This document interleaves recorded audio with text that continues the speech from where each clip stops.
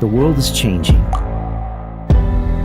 Inspiration is everywhere. It has never been so easy to connect, share, and bring people together. We're learning from others and finding the best in ourselves. Challenging our beliefs. Sharing our vulnerability. Overcoming our fears. Transforming ourselves so we can transform the world. How far can we go? This is London Real. I am Brian Rose. My guest today is...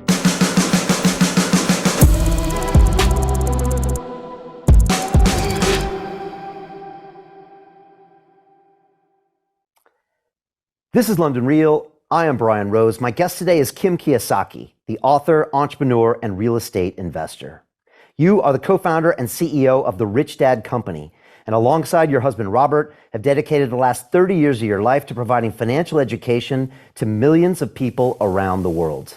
Your investing career began in 1989 with a small rental house in Oregon, and today you own thousands of properties, including hotels, golf courses, and commercial units. You wrote the best-selling book, Rich Woman, with the goal of helping women everywhere create true independence by taking control of their financial future. You ultimately believe there remains a huge void when it comes to financial education, and your goal is to help as many people as possible understand how to take action and create long-lasting wealth. Kim, welcome back to London Real. Thank you, Brian. I love being on your show. I love talking with you. It's always an adventure. Kim, it's great to have you back. I think last time you were here was about 4 years ago, but we've hung out in many places. I know you've had, dinner with the whole crew in Phoenix and in London, and it's always a great time hanging out with you and obviously Robert and like kind of the whole crew. So great to have you on. And, your stuff always cuts through, Kim. And, you have a different frequency, but your message, sometimes you need different frequencies to get a message to the right people. And so I'm so glad you're here. And again, you've lived your philosophy for the last 30 years. As a quick aside, I've been tagging you and Robert lately on my Instagram because I have Cash Flow for Kids right here in my studio. Oh, thanks.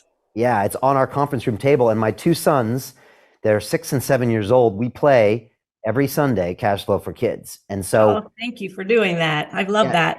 They keep saying, when do we win? When do we win? And for me, when Damon's 5, he's almost 6, and he's got this sheet in front of him that says, his income statement, and they're talking about passive income. And so for me, every time they roll the dice, I'm winning as a parent. Yes. Because these young boys are getting in their heads, thanks to you and Robert and building this amazing game, that it's all about acquiring assets that cash flow as opposed to being in this rat race where we're waiting for a salary. And so, I played Monopoly when I was a kid, but this is like Monopoly on steroids because they're getting these subliminal messages. So I'm going to keep tagging you on that. But if anybody's curious. I love that you're teaching your kids that. I would, more and more parents are starting to realize how important that is. And just changing the mindset, because that's really what the cash flow game does and the Cash Flow for Kids. It just changes your mindset because people are taught to work hard for money, and we work really, really hard for money, but we're never taught what to do with our money. So thank you for kind of changing that mindset of your kids. And I know they're going to, I know being your kids, they're going to be phenomenal as adults. So I hope so. I hope so, because I started them off paying them an allowance to do chores. And then I realized I'm actually incentivizing them the wrong way, right? That's that's a paycheck. And so, now I'm trying to get them back on track. But maybe we start there, Kim, because you've always said couples should play the cash flow game. Yes. You and Robert, people don't know, you and Robert created the cash flow game before the Rich Dad book. And ultimately, I think it was your way of trying to re-educate everybody from a financial perspective. But what was the philosophy of that game? Because it's a lot of what you're about. Yeah. A lot of people don't realize that the game came first. So we created the cash flow game. The book came as a result of Robert working on a brochure to promote the game. That's how that came about. But the cash flow game came about because Robert and I, in 1994, we were financially free. And everybody thought, well, you must have had millions of dollars, or you sold your business for a lot of money, or big stock portfolios. And it's like, no, we didn't have any of that. Just as you're saying, Brian, it was our assets. And an asset in the rich dad world is something that puts money in your pocket, whether you work or not. So what we had was we had $10,000 a month, every month coming in from our investments, primarily real estate. But our living expenses at the time were only $3,000. So at that point, we were financially free. And instead of traveling the world, everybody's like, how did you do it? How did you do it? We actually took step by step. And this was interesting, how to put what we did into a game that was fun and entertaining. And we kind of trick people into learning because they're having fun. So what we did is we actually took the steps that we took to become financially free, and we put it in the game. So the financial statement, which is the scorecard in the game, actually is a type of financial statement that we look at every month. And you've got in the game, you've got the income statement, you've got the balance sheet, and you've got the statement of cash flow. So we wanted people to teach people. So instead of us traveling all over the world, the game travels all over the world to places that Robert and I would never, ever get to. And then people can teach one another. People can teach their kids. We have it in businesses. I had somebody who played the game with 3 accountant applicants for their business to see what the behavior was, because it really is a mindset change, and it's you watch people's behavior and it really comes to the surface. So it's my passion. It's I like to be the queen of cash flow. And I love that this game, we're now going to have a digital version that we're about to launch, which is very, very exciting. But the more people out there get access to this game, I think financial literacy is the number one thing that if people could understand financial literacy, I think it's at the root of so many of people's problems, that the lack of financial literacy. So the more financially literate, the less dependent we become on government, the less dependent we become on bosses, the more control we have over our lives. And I'm all about taking control of the financial life. Yeah, well, let's go a bit deeper on that. There's a great quote from you where you said entrepreneurship regrows your brain from the damage that school has done. Why aren't we financially literate? It's a question I always ask. And, a couple of years ago, we went heavy into the blockchain space. And when you play around with Bitcoin for a while, you start looking at the fiat currency system, askance a little bit. And then you start asking these questions like, well, how come we weren't taught about money? And then obviously, things that Robert has said so many times, schools teach you to be poor, things that you echo. But why weren't we taught financial education? Why are we still not taught financial education? That's a great question, Brian. We have hit our head against the wall trying to bring the games and books into the school system. All we get is we don't teach money in school. It's like it's an evil subject, which I do not understand, because it's something everybody uses every day in their life. It's the number one life skill. Yet people don't know. We work so hard for our money, but then nobody teaches us what to do with our money. So maybe it's on purpose. Maybe they don't want us to know about money. I don't know. When we created the cash flow game, Brian, one of the first things I did is I sent it. I had a contact at Harvard, and she was a professor there. So I sent it to her and I said, play this game, see what you think, and I'll call you in a couple of weeks. So I call her in a couple of weeks and I said, have you played the game? She goes, this is Harvard, Kim. We don't play games at Harvard. And besides, we don't, sorry. Hang on. Yikes. Sorry.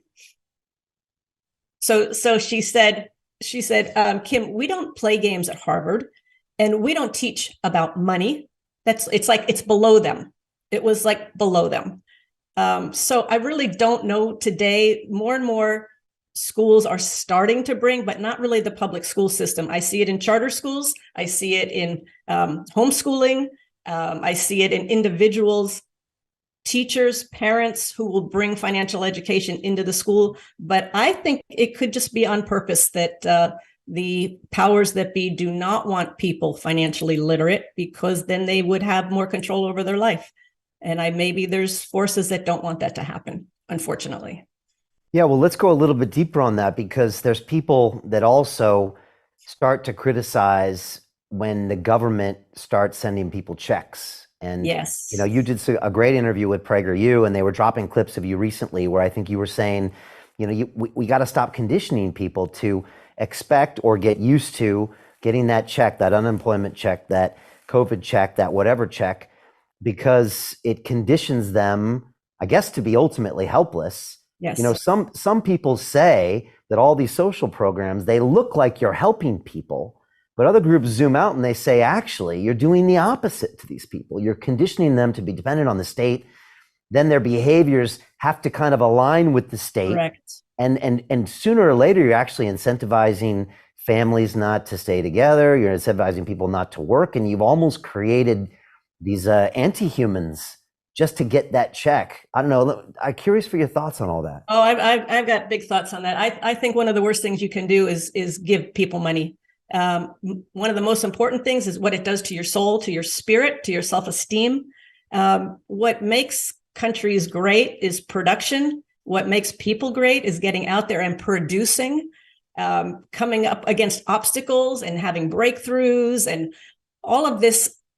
I think it's just keeping people very, very dependent on the government. And of course, if you give people money, there is a price to pay. And that price is your freedom. That price is control over your own life, control over your own body even. And now they're coming out with UBI, Universal Basic Income. They're experimenting with that in the US where everybody gets a check. I mean, I think it's the worst thing you can do. I am a huge, huge proponent of capitalism, free markets, free trade. I think that's what keeps the world running, not just giving people money, printing more money, giving people checks, stimmy checks. Oh, my goodness. So many people right now in the US are not working. I don't know how they afford it, but I know for a fact people who had been on welfare for a short period of time because they had a something that, years ago they had a situation and they weren't working and they needed money. They said to me, it was the worst feeling ever going into that office and picking up a check without earning it. I mean, I think people in general, they want to be of contribution. They want to earn what they get. They need to be in exchange. And with stimmy checks and free money and all UBI, it's just one big out of exchange for me. And I'm more concerned about what it does to a person's soul and spirit and what that price that they're paying for that check. They probably have no idea, but I would never, ever, ever pay that price ever. Yeah, that killing the soul is a really important to dwell on. There's a movie that just came out recently. It's called The Great Awakening. It was the Plandemic 3 movie from Mickey Willis, and his first movie talked a little bit about viruses and things like that. The second one talked about paper trails to Wuhan, and the third one he really went head on with communism, and he talked about communism versus capitalism, and if you go down that route, what it leads to, how it's kind of infecting the U.S. I mean, Kim, my daughter's at BU now, and she came back recently, and she's like, there are actually students that think communism is better there. And I was like, they're actually believing that? She's like, yeah. And if you go down that route, and this movie takes people down that route, it's all dark. And there's always someone out there that say, yeah, but this time socialism is going to be different. It's going to be different. Yeah. It never works. It never works. It's very scary because I see the same signs, Brian. I see it here in the US. The way they're leading people to schools, the universities and colleges, and now it's going into high schools. They are not institutions of learning. They're institutions of indoctrination. They're indoctrinating these students to start believing that, yeah, socialism and communism is great because everybody's equal. The world isn't equal. It doesn't work that way. And just the other day, we did an event at Arizona State University, and it was Robert, Dennis Prager, and Charlie Kirk of Turning Point. And the subject was health, wealth, and happiness. Very non-controversial. It was just an educational event. It was the professors that stood up and said, we don't want Charlie Kirk and Dennis Prager. They're Marxists. They're KKK. They're racist. And they used all this language, and they got the students kind of revved up. And now what the good news is, we did the event. We put a press release out because this was getting so much attention. It was just a simple event, and they've turned it into a political event, which it was not. But as a result, this has now opened the door. Some of the people that were involved have been doing major interviews on major networks. It's become a kind of a test for free speech. And the whole narrative right now, people are using Arizona State and our event as a platform for free speech. And if that was the effect of that event, then I am thrilled, because we're getting knocked out of free speech right, left, and center. You know it on social media. We've experienced it on social media. It's once you have no free speech, you have no community. You have no, what's the word? Yeah, you have no life. You have no life. You have no freedom, that's for sure, because it's all propaganda then at that point. And so you are making some progress with this event. Like, you were able to do it, and it's become a lightning rod, and it's not just getting buried like so many other events did at universities in the last couple of years. So it seems to be making some progress. Yes, two of the women that were key people involved from ASU, one was an ASU professor. She was the one that was putting it on, as well as her coworker. They both got fired. Wow. And because of bringing Charlie Kirk and Dennis Prager and Robert onto their campus. So she has now been speaking out, and the networks are all picking her up, and a lot of media is picking her up nationwide right now. So it's a really positive thing. I think what we need to do, Brian, is people just have to start standing up. They have to start saying no, and a lot of times that comes from saying no with your wallet, and not well, for me, not patronizing the institutions that are very, very, I'll use the word woke, very, very kind of anti the values that we stand for in capitalism and free markets and free trade, against liberties and freedom. We just have to stand up and say, we're not going down that route.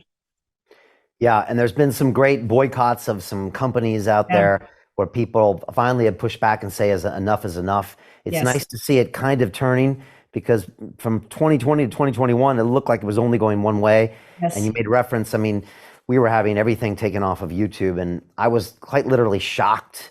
You know, I'd spent 9 years putting anything I wanted on YouTube, and all of a sudden, you know, one conversation was deemed violating guidelines, and then the next one, and then the next one. And, you know, when you start taking away people's freedom of speech, everything breaks down. Yes. And we all suffer from it. Like we even saw after all the pandemic, if we had actually listened to some of these ideas, we would have saved lives, we would have made progress. And that's always the case. And so it's interesting, Kim, that you bring that up, because, you know, ownership of property and ownership of your freedom of speech are linked. They are hand in hand. Yes. And so if people want to start talking about not owning property, about going to where the state owns things, pretty soon your free speech will be gone, and there won't be much you can do about it. Pretty soon then Big Brother comes next, and all of a sudden you're back to some of these very dystopian states that we've seen in the past and we see in the movies. We are already living partial versions of those now. People need to really understand. Isn't communism or Marxism one of the key components? The abolition of private property, and I see that happening. I mean, taxes are going up right now. People aren't being able to necessarily afford, when the interest rates go up and their mortgage gets refinanced, they can't afford it.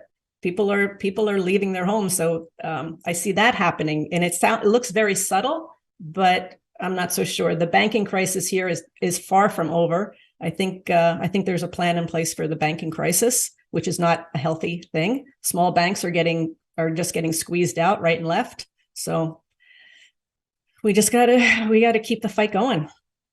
Yeah, I want to go deep and get your thoughts on what's happening with banking right now.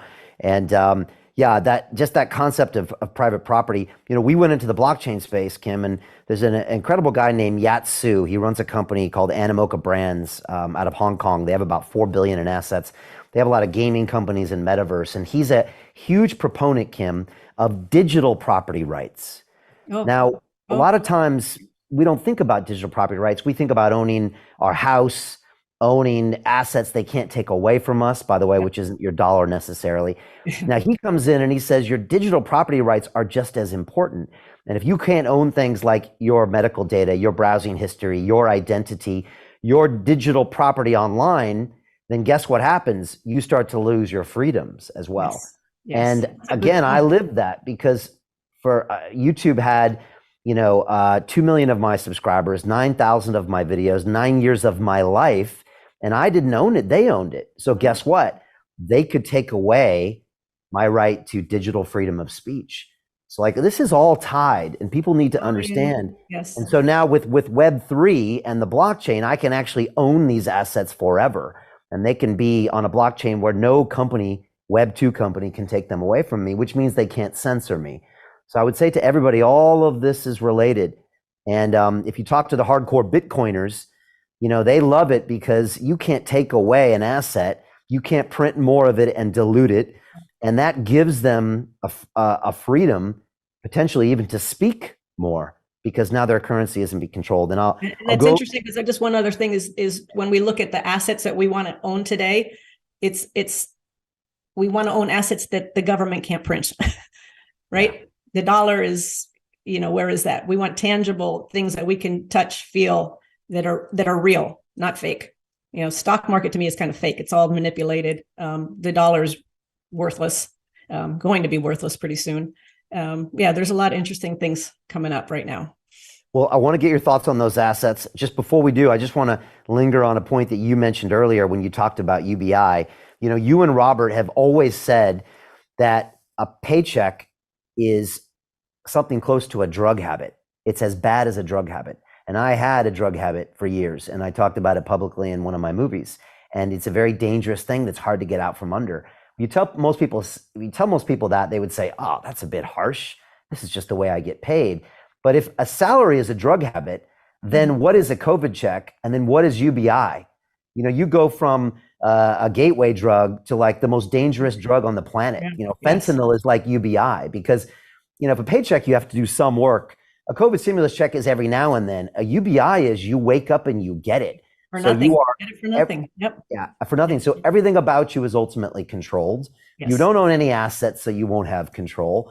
And pretty soon, consciously or subconsciously, you are doing whatever the person that wrote you the check tells you to do. And that's why you say it steals your soul. It's yes. I mean, it's like, who owns the gold makes the rules. And, I teach women about money and investing. One of the things I see is if the husband is the one making the money, and she is not, then she oftentimes gets resentful because she doesn't want to have to ask for money. She doesn't want to ask permission, but it's the same concept. It's that whoever has, and I see money enslave a lot of people, not just women, but when you talk about a paycheck kind of enslaves you to your boss and to that job. I remember the day when we talk about the income statement and the balance sheet. So the income statement, you have your income and your expenses, and the job salary is always in the income column. And then you have your assets and liabilities on your balance sheet. I remember the day when I was always taught to focus on income, get a good paying job, get a raise, work hourly rates and work more hours or raise your hourly rate. It was always about income, income, income. And the lights finally went on after I had been doing a little bit of real estate investing and I had cash flow from my assets. The light finally went on that I was focused on the wrong column. I was focused on acquiring income when I should have been focused on acquiring assets. To continue watching the rest of the episode for free, visit our website londonreal.tv or click the link in the description below.